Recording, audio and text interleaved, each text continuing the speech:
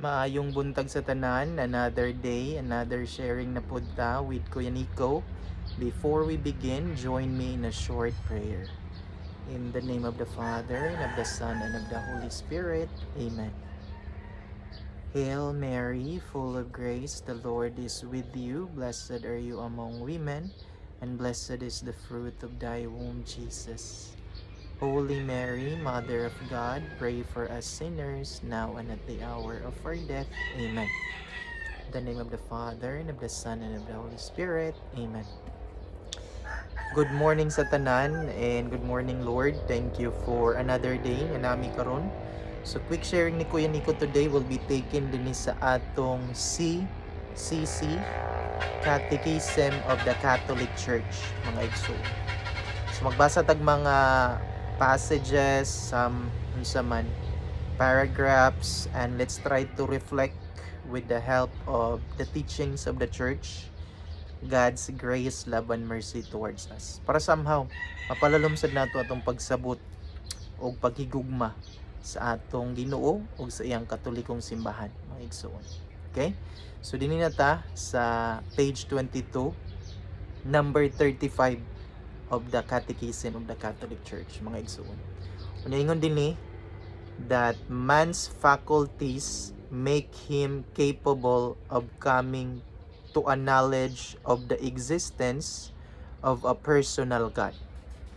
So unsa maning man's faculties? Ang faculties or the powers of the human person, which comes from our human soul, is number one, our thinking or the intellect, the power of the mind.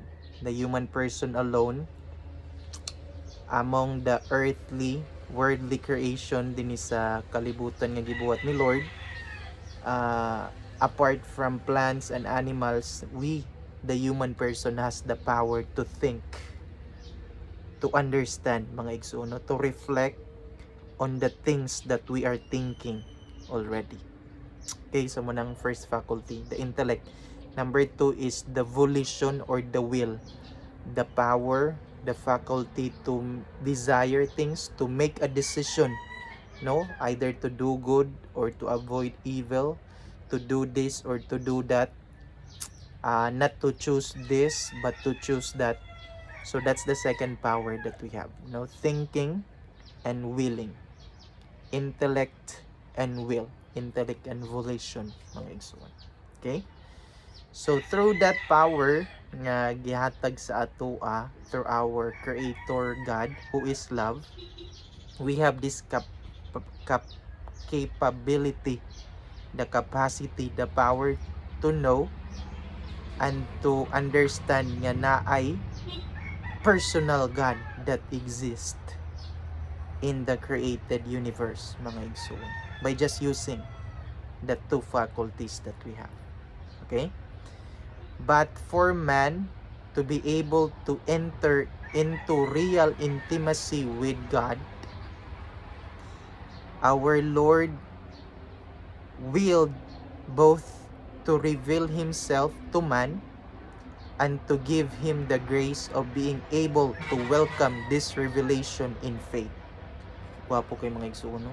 So first stage, walay revelation si Lord, wala siya nagpakita, wala siya nag-reveal sa iyang kaugalingon, wala po siya naghatag og grasya for us to be able to welcome His revelation in faith, nga siya gyud ang nagpakita sa atua in the very person of our Lord Jesus Christ, the second person of the Holy Trinity, having two natures, human and divine put together as the very unsa man,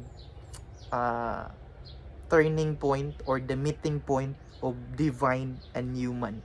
We can see that in the very person of our Lord Jesus Christ, mga igsoon. No? How wonderful. So unsa man na, by using our thinking and our willing, we can see, as we observe the whole world and observing ourselves, makaingon ta nga na ay personal nga Ginoo, mga igsoon. However, our Lord himself willed, gigusto ni Lord to reveal himself for us to enter into real intimacy with Him. Unsa man ang intimacy? It's a very vital, intimate, and personal relationship with Him.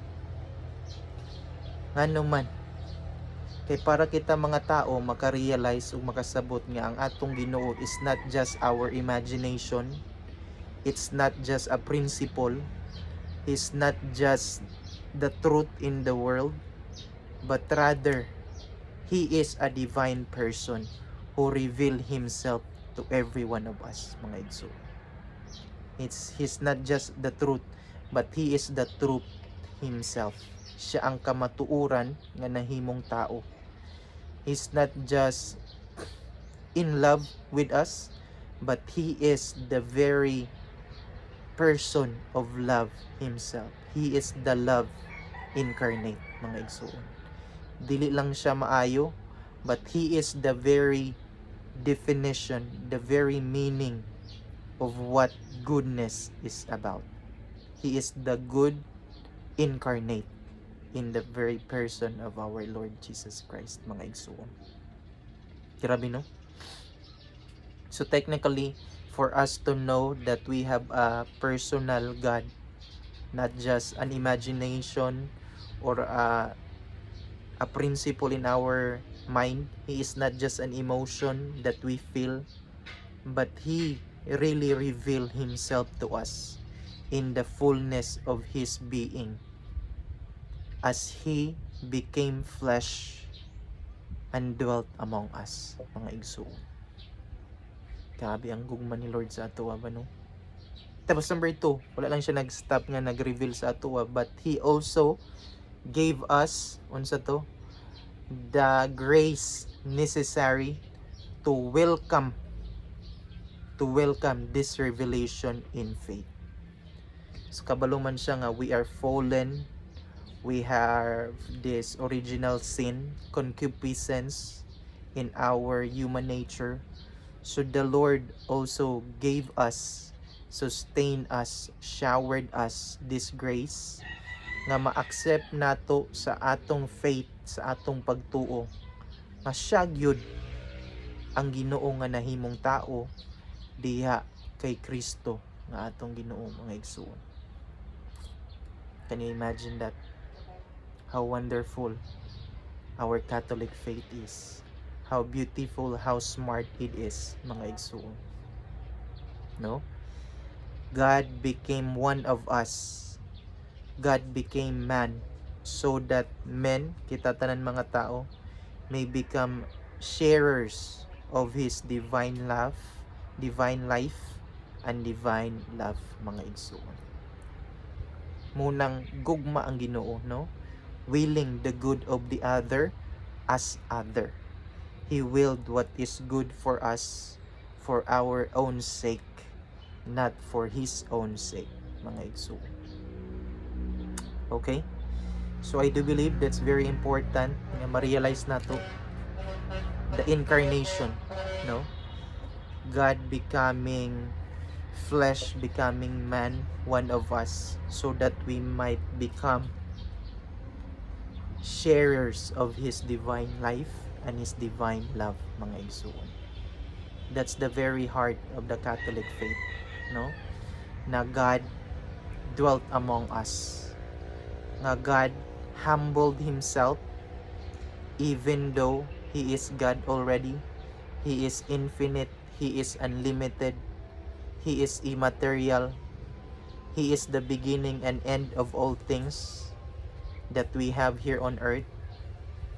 But because of love and His mercy for us, He wants us to be united with Him once again. As we all know that our Lord Jesus Christ is the Prince of Peace, uniting God and humanity together. Because of love, He made the greatest sacrifice of love for all of us. Nga maibalik ta dito sa atong Ginoo, no? Because we were strayed, we abandoned the Lord because of our sinfulness, mga igsoon. So dagan pa ta mga wonderful reflection in the coming days. So let's hope and pray with God's love and mercy that we become unsa ba closer to Him all the more, know Him more, love Him more, serve Him more, using our time, talent, and treasures, mga igsuon. Let's start in simple prayers, no? Daily prayers nato, Sunday Mass, go to confession, adoration in the Eucharistic, adoration in adoration chapels, sa mga cathedral parish, usually naana siya. And lastly is our devotion to the Blessed Mother, mga igsoon. No, as we all know, the Catholic Church teaches that the safest way, the perfect way, the fastest way to our Lord Jesus Christ is through our Blessed Mother, our Mama Mary. Thank you so much and God bless.